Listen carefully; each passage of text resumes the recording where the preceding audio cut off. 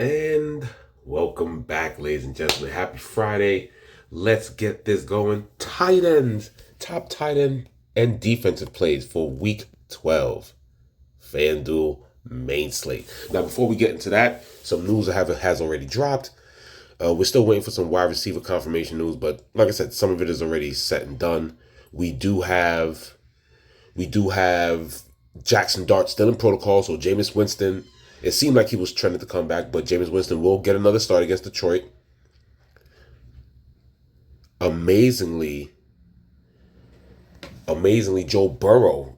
I mean, I think he should rest at least another week. He's definitely ahead, if I'm not mistaken, of his original date. Like I think he was set to at least be back either week 13 or 14 in that time frame.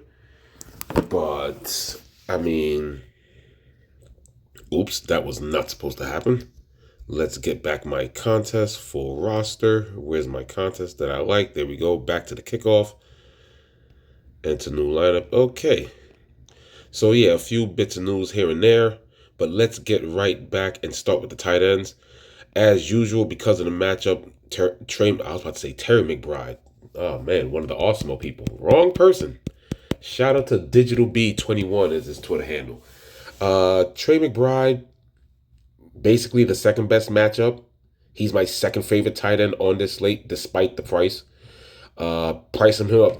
Now we're getting somebody. This is starting to feel like the tight end position 3-4 years ago, when there used to be a huge hurdle of 75 to 8,000, 8,400 Travis Kelce.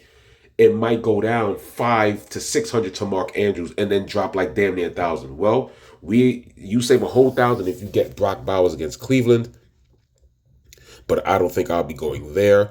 After that, I think my next favorite options are basically saving $2,000. Travis Kelce against Indianapolis is another great matchup. Dallas Goedert normally has solid games against Dallas. Obviously, when targeted, but Dallas Goedert still an option. There are some options here, but man, 8,500 for tight end. But McBride can easily get you that 24. That's a 3x right there, or almost a 3x at 24 because it's 85. It'll be exact 3x if he was at 8,081 mathematically and everything. But McBride, the last few weeks, I think he's actually paid off for 85. Yeah, 3 of the last 4 weeks without being at 85. So, but if there's anybody here who has the ceiling out of this top range in this 6,000 range, up to 6,000 or 5,900 for Dallas Goedert, it's Travis Kelce, because it's him. It's basically him and Rashee Rice dominating mainly the targets. So I definitely like the ceiling there and saving 2,500. But still, McBride is still my favorite play. As we keep going down, Mark Andrews is an option at 5,700 against the Jets. My second favorite play in the whole slate is the worst coverage in defensive back and linebackers. Hunter Henry, 5,300. We really couldn't exploit it last week with Pittsburgh like they did in the earlier matchup, in the rematch. So we're gonna go for it again with a more healthy and competent offense in New England. Even though that they're on the road, I think Hunter Henry should be able to exploit this matchup. He still sees consistently with a dud here of 2, 3, or whatever, 11 ever since the end of October. Pretty much, he's looking at a consistent 6.4, 6, and definitely can do a lot more. If Hunter Henry could at least get by that second level, which is pretty easy, then those 6 for 50 somethings or 6 for 60 something yarders with that kind of ceiling, that becomes a floor, because the ceiling could easily be 80 to a possible 100 yards and maybe a touchdown or two. That's exactly how bad Cincinnati is. Besides a couple of pressure people on the front line and one decent cornerback that always guards the number one wide receiver, or how they scheme on the number one wide receiver with a cornerback with help up top, Hunter Henry should definitely have a great game. He has a ceiling and a matchup that can match a McBride in a way. Obviously, the only thing that slightly messes this up is everybody's healthy. Keyshawn Booty's back. You got Stephon Diggs. But like I said, I'm counting on Stephon Diggs to have a lower than expected ceiling game. Once again, Cincinnati is better against the number one wide receivers. It's just basically everybody else plus with a horrible run defense. So, but I still like Hunter. He's my second favorite. Definitely my second favorite. Um, well, whoever the quarterback is, it still looks good for Noah Fant. It's still a. I don't think like New England's that bad against the tight end. They play more like mid level because they do have some strong, free safeties that might have to. I mean, I think Noah Fant could probably take advantage of the and getting some open space against New England's linebacker core. Maybe they switch it up and maybe bring up a free safety or something like that, or they'll just keep it with the inside or outside linebackers matching up with Fant. But Fant's a decent option, whether if it's Flacco or Burrow throwing to him. And when it comes to that, I mean Luke Musgrave maybe for 5,000. I'm not doing the Kyle Pitts. I understand the hype once again, but he's let you down so many times. Like I said, a sprinkle. I played 30 to 40 lineups. I'll do the same thing I did the last week. He's getting 2 lineups, and that's about it. And I don't feel comfortable playing him as a one off. He will once again be one of those that I only put him in if Kirk Cousins is the quarterback. Other than that, he's not worth a one off spot. You could also go, even though the passing game is pretty much set in the way it is, but he is going to get targets. So Brock Wright is now getting more carries with the tight end injuries. With the tight end injuries on Detroit, so he's the guy that steps up. It's a good offense. The only thing that sucks is the ball going to head his way. Harold Fannon's an option against Las Vegas. And Njoku's definitely playing with a knee injury, trending more to be out. But even if he plays, I think Harold Fan is still an option. The only thing is, now both of those guys were great plays earlier in the year and mid part of the year. You can kind of say we're not at the home stretch yet, but Shador doesn't target the tight end so far as of yet, like how Gabriel does. So that's the only thing that sucks about that. So you have to worry about that. I would rather take a shot on Brock, right? Even though he doesn't get the targets. But he got the targets. He definitely got the targets last week. Cole Kmet could be an option. Frying move as you keep going down here. All these guys are 4,700. Jonnu Smith. If I go any lower than this is probably get the salary savers and hope they get a touchdown with some yardage and like 3 or 4 receptions. Lawn dart kind of throws here.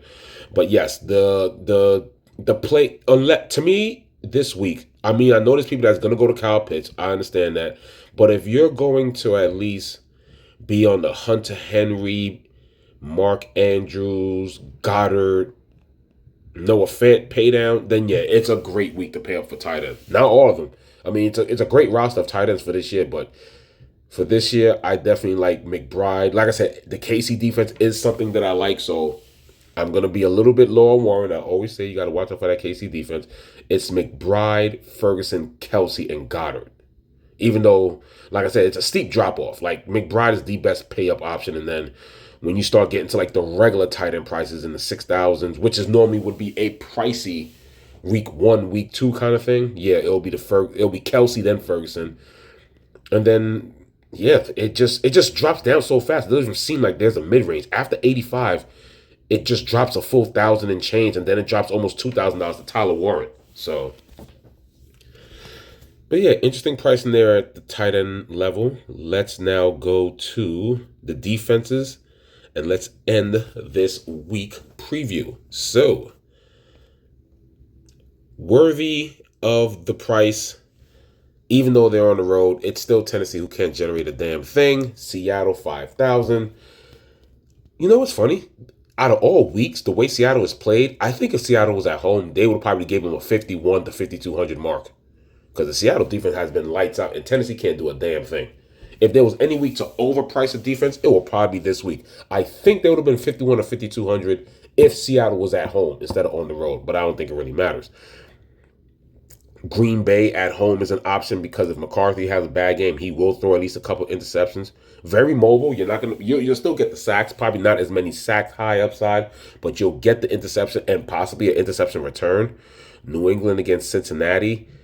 I like it either way if Burrow's back or Flacco's back there, and then like I said, The output still goes down a bit with no chase. So it does help New England in that way. And that's still a suspect offensive line. New England does have a solid front seven. Detroit will get Jameis at home, so there's potential for pick sixes there. Baltimore, right now all the payups just look great. Baltimore at home against the Jets, even though it is Tyrod Taylor now. You know I love Cleveland, 4,400 against Las Vegas. If I can't have enough room to get to all these good payups, I will start looking in this area, like in the Cleveland, Kansas City area. I like Kansas City at home this week, 3,900. Atlanta at New Orleans could be an option at 38. Las Vegas against Shador Sanders is an option as well at 37 with a rookie, and they're at home for their price point. And then the only thing that I'm paying down this far really would be Arizona's an option, but I don't like their defense at all. It's still Trevor Lawrence, but the defense has been horrible, so it just looks ugly for them at 34. Arizona should be one of the bottom ones. I think New Orleans Saints should be more than Arizona. Like I said, they always perform well at home, and they're almost the bare minimum at 32. And pretty much I don't like anything else here. Defense is definitely a lot simpler. I think the first 6 are all options, maybe even 7. And then you can skip a couple of people here. And then, like I said, mid-price favorite right there is, like I said, Jacksonville and kind of Arizona kind of feeling the same way. For some reason, that's going to be like an ugly shootout. Like I still feel like they're going to move the ball against each other. It could be like a 27-24 kind of game. I think there's going to be some field goals and stuff like that. But I think that game is not going to be a dud because both of these defenses are not that good. KC will be my favorite mid-price without a doubt, 3,900. It's just defense that I respect. I think they're going to do their best to load up on Jonathan Taylor and make Daniel Jones beat them. And they still have the ability to scheme and still get pressure on the blitz. So I think they could get to them. Like I said, and when it comes to these paydowns, I guess the Raiders are an option, but the only paydown that I really, really like is the Saints. So once again, like tight end, with a few paydown well, there was more paydown options at tight end. I only like really the Saints here. After that, I feel, I mean, you could get the Minnesota game where, the Green Bay offense looks like total shit. You can get that game. But Vegas against Shador is an option. But yeah, everything from pretty much mid-range up except for Bears, Jacksonville, Indianapolis, and the Steelers. I guess the Steelers are an option on the road. You could get the bad Caleb Williams game. So yeah, literally everything from 43 and up is a solid option this week. So there you have it. There's the tight end and the defensive top plays on Grade A Fantasy from Grade A Fantasy. Thank you for tuning in once again. Have a happy Friday. Have a great weekend. Good luck building lineups. Still pay attention to this news. And like I said, I'm totally shocked about this Joe Burrow stuff. But like I said, a lot of confirmation should be coming out soon. It's still the middle of the day. And obviously with the West Coast teams, you should probably be getting that information Eastern Coast time around 1, 2 o'clock. I gotta run. I got some things to take care of. Everybody, once again, good luck. Have a great weekend. This is Grade A Fantasy signing off.